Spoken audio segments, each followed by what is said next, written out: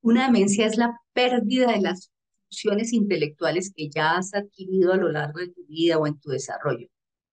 Cuando ya las has obtenido en su máximo nivel de desarrollo y luego empiezas a perderla o por un evento agudo, un infarto, un tumor, un trauma, una infección o por enfermedades degenerativas, que son cuando mueren las neuronas más rápido de lo esperado en ciertas áreas del cerebro, vas a tener entonces un proceso de pérdida de capacidad intelectual.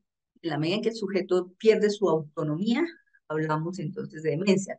Cuando son eventos agudos, pues es cuando ya pasa el evento y quedan las secuelas en un evento agudo, como dijimos, en un infarto, una trombosis cerebral, una hemorragia, un trauma, una infección. Cuando son enfermedades degenerativas, entonces casi siempre como empieza en un cuadro muy lento, progresivo de cambios de la persona, en ambas condiciones esperamos a que la persona lleve más de 6 meses de permanecer en esa situación donde se ha evidenciado una pérdida de sus capacidades intelectuales y de su autonomía. Ahí hablamos de demencia. Las más frecuentes son las que se deben a las enfermedades que llamamos neurodegenerativas, es decir, donde grupos de neuronas se mueren más rápido de lo esperado por una alteración a nivel genética que forma unas proteínas que normalmente se deben producir y tener un ciclo químico en el cerebro y ellas se están produciendo mal. Entonces, no tienen el ciclo químico normal del cerebro, se acumulan en el cerebro y ese proceso de acumulación de proteínas anormales en las neuronas o alrededor de ellas hace que las neuronas de esos grupos de neuronas que trabajan con esa proteína se mueran más rápidamente y se mueran las conexiones de todas estas neuronas que se están afectando. Esas son en general las enfermedades degenerativas, es decir, una muerte acelerada de las neuronas por proteínas que están anormales. Hay otras que no son degenerativas, como ya mencionamos hace un momento, pues son, por ejemplo, una persona en un accidente brutal, con un trauma muy severo en su cráneo, con un cerebro muy inflamado, donde se altera mucho su circulación en todo el cerebro o en áreas muy importantes del cerebro, puede recuperar la inflamación y pasar todo el evento del trauma, quedar y permanecer por el resto de su vida con unas secuelas que le dan una demencia, es decir, que haya pérdida de las funciones intelectuales y su capacidad de ser autónomo en relación a como estaba previamente. Un evento vascular, o sea, infartos, trombosis o arterias que se rompen y sangran dentro del cerebro, o sea, la enfermedad cerebral vascular, que es una causa frecuente. Si hay muchas lesiones o una sola en un sitio muy estratégico del cerebro o muy grande, puede dejar entonces como secuela, además del sujeto paralizado o sin poder hablar correctamente, con un proceso de deterioro de las otras funciones intelectuales, la demencia. En una inflamación aguda por infecciones en general virales o por parásitos o a veces por bacterias, donde la inflamación afecta el tejido cerebral y en paralelo el proceso infeccioso también puede afectar todo el metabolismo químico del cerebro y la circulación. Entonces, en un niño o en un adolescente que ya ha tenido un desarrollo de sus funciones cerebrales y que las pierde después, podemos tener como secuelas de demencias. En un adulto también ocurre lo mismo, ocurren infecciones. Un tumor que oprima de manera que crezca mucho y comprima áreas estratégicas del cerebro puede producir un cuadro de demencia. De manera que tienes lo que llamamos enfermedades degenerativas y enfermedades no degenerativas. Pueden dejar permanecer dejar un sujeto con secuelas de un deterioro cognitivo que es en demencia.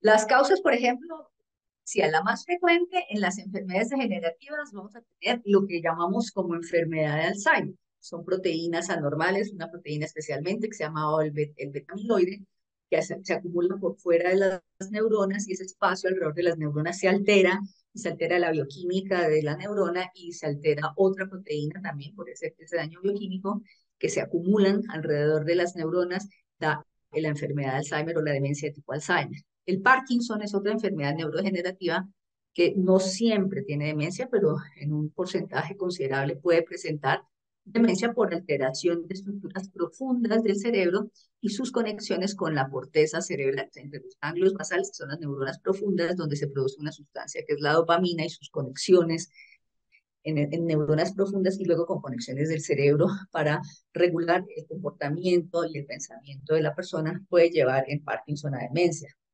Hay otras enfermedades, por ejemplo, la demencia por Corea Huntington, donde la persona, además de la demencia, puede tener movimientos anormales.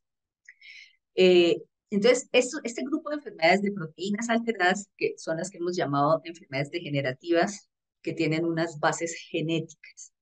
Algunas se heredan de manera dominante, pero es la minoría. En la mayoría de los casos hay factores genéticos que predisponen a la enfermedad y todavía no conocemos todos los otros mecanismos que actúan con ese efecto genético para hacer que la persona desarrolle la demencia. En las otras enfermedades, como dijimos, hay infecciones, entonces virus, bacterias, hongos, parásitos dentro del campo de las infecciones pueden producir secuelas por una infección de estos organismos, la demencia. Una de las más frecuentes, por ejemplo, la parte viral, es una que se ha llamado la encefalitis herpética por un virus herpes que afecta de una manera muy importante las regiones temporales que codifican y manejan la memoria y las regiones frontales que regulan el comportamiento. Entonces hay personas jóvenes o adultos jóvenes que pueden tener estas encefalitis herpéticas y quedar después de la encefalitis con demencia. En las lesiones vasculares, en un infarto cerebral muy grande, la gente de una trombosis cerebral o una hemorragia cerebral, a pesar de que disminuya la inflamación o se drene la hematoma si es muy grande, secuela en el cerebro puede dar demencia. Los tumores, ¿sí? Los traumas, a veces intoxicaciones profundamente el cerebro. Entonces, tenemos diferentes causas y eso es lo que a lo que nos abordamos en primer lugar cuando identificamos un sujeto por cambios en su comportamiento, empezamos a buscar causas que pudieran tener algún tratamiento y diferenciarlas de las causas que no tenemos cura, pero que tenemos un manejo diferente con el cual podemos paliar o retardar la evolución de la enfermedad, como es en las enfermedades degenerativas. Entonces, es muy importante buscar siempre la causa. El principal factor relacionado es el envejecimiento. Es una enfermedad que se ve en las personas de tercera edad, mayores de 60 años.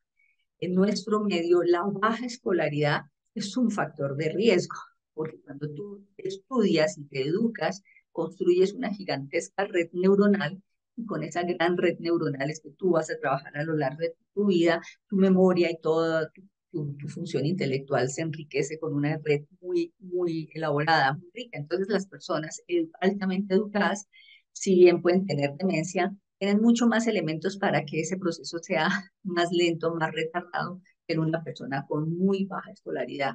Aquí en un estudio que hicimos en Bogotá desde la Universidad de la FUT, con la Clínica de Memoria del Hospital Infantil Universitario San José, hicimos un estudio en la población bogotana y encontramos una alta prevalencia de demencia en personas mayores de 60 años en una población de 1.260, donde la mitad de estas personas, de alrededor de 560 personas, tenían menos de 5 años de primaria y tenían un alto riesgo de demencia.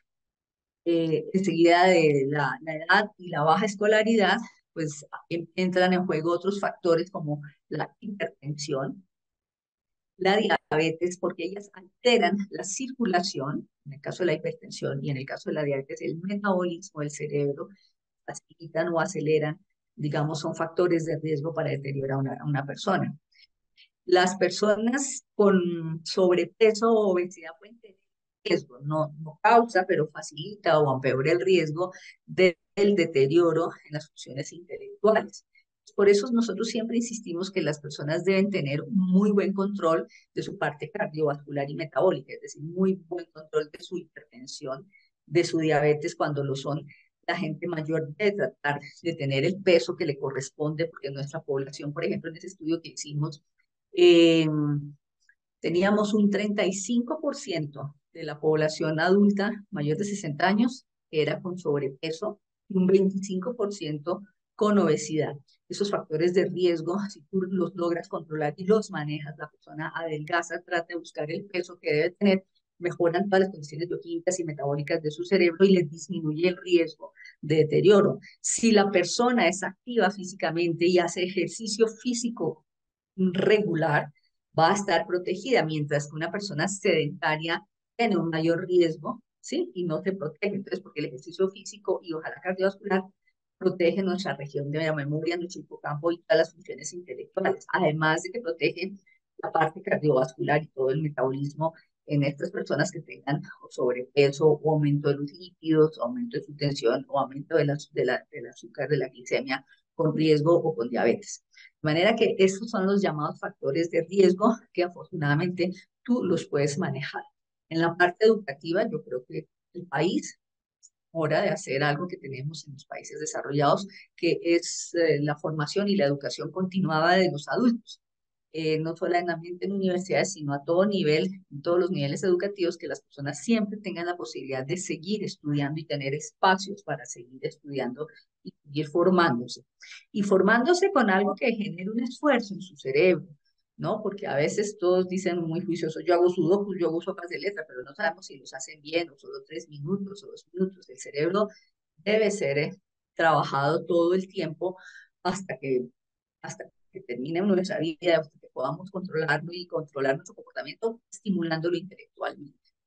La parte social es un factor de protección o de riesgo. Las personas que viven solas, que son muy solitarias, que no tienen familia o una red de amigos, tienen más riesgo de un deterioro intelectual que la gente que mantiene una red social. Entonces, estos factores de riesgo son todos manejables y tú los tienes que hacer en tu vida, a lo largo de la vida y en especial en tu vida adulta, donde te debes concentrar en tu salud, en tu actividad física, en tu nutrición, en tu sueño, en tu actividad intelectual y en el tipo de amigos y de personas que frecuentas en tu red social. Entonces, todos estos son lo que llamamos factores de riesgo, de predisposición o de protección y que los podemos manejar afortunadamente. No actualmente, en ninguna parte a nivel mundial tenemos esa perspectiva aún ni a nivel de la investigación.